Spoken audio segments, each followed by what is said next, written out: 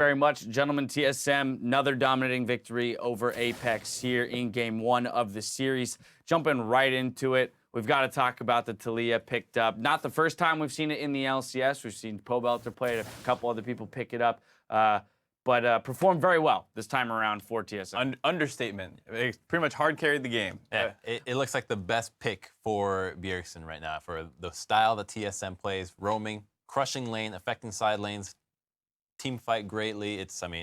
And we kind of had the benefit of getting to see standard lanes in this game just so that we could very much see her power both in that lane phase with, of course, the junglers visiting early on, but we get to see her power in the lane phase, and then once she hits that level 6, we get to see how that power spreads across the map. So it was a very good game in that sense of just showing us and illustrating why she is, what about her makes her powerful. Especially given that it's a counter pick matchup. TSM takes the trundle second rotation, and then APX takes the rumble last. And we see that Rumble looks like he might be able to get a solo kill there, and then Bjerg takes the ult, or the TP the first time, and then this second time he ults behind. He's able to sway this matchup just so far into Hauntzer's favor that the rest of the game, they're just pulling these dives off after the first couple ones work out for them. And it's a nightmare. What champion do you pick in the top lane that's going to be able to just get out of these situations?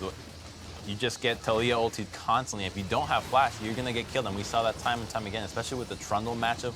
The pillar combination with the wall in a team fight, it's so annoying to deal with. And you see that he's like not even playing this like super well. It's not like he's landing all these W's into everything. It's kind of like, I mean, once the taliyah gets the first couple ones off successfully, the margin of error is actually very large. So you have a lot to play around with. Yeah, but he is manipulating the terrain in a way that says, even if I don't hit the ability, I'm going to force you to move in a way that is disadvantageous. Well, a key thing that separates, say, taliyah from Twisted Fate, which would be a similar mid laner in terms of how they're trying to impact the side lanes, is that against the Twisted Fate, you can respond. You can be there. He's easier to punish in the laning phase. But with taliyah, the way that he was playing it, you literally make a wall so nobody else can affect this zone. So you're just stuck in there. And even if your jungler is there, if he gets caught up by the wall, he's still unable to help. So it's very strong at singling out somebody out, especially if they don't have flash in the top lane. Yeah, so it very much makes sense as a champion picked up for Bjergsen specifically, and then for TSM and the way that they play.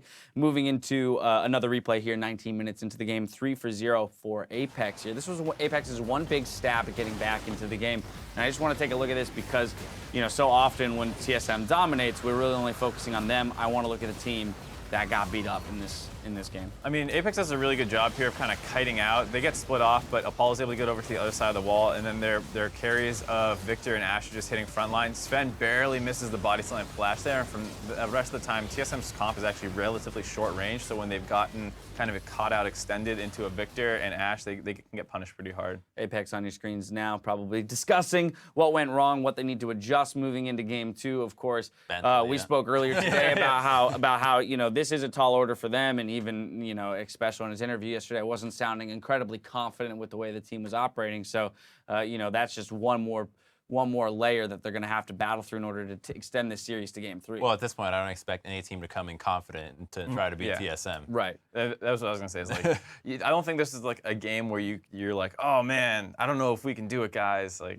it's like let's try to learn undefeated here. And let's try to learn here. What are they bringing that we can kind of use that to improve our play for next week? Well, they're bringing Bjergsen and they're bringing taliyah. We know that much, so we can do that next week, right? Which, in fact, influences the top lane matchup so much, as we were talking about earlier, because you just can't pick these top lane champions anymore. So Irelia, Trundle, Rumble, every single one of these champions is going to get obliterated by taliyah in the mid lane. And it's not like a Twisted Fate, which, if you have CC, it's over. It's taliyah, you're stuck there. It's like getting Jarvan ulted from afar. Yeah, I mean, it's kind of curious. If taliyahs are in the game, it's going to require so many more move blocks and dashes out of champions, because unless you have your flash up, you're really you're dead. Screwed for 5 minutes, right? It's just like, well, for the next 5 minutes, we cannot fight. I cannot move past my turret and get caught out by a taliyah. Bjergsen is going to pick up that player of the game honors on the taliyah. No surprises there. 7-0-5, 100% kill participation. So that pretty much says enough in terms of the way it went. But just sheer domination, too, in the mid lane. She's such a strong laner, and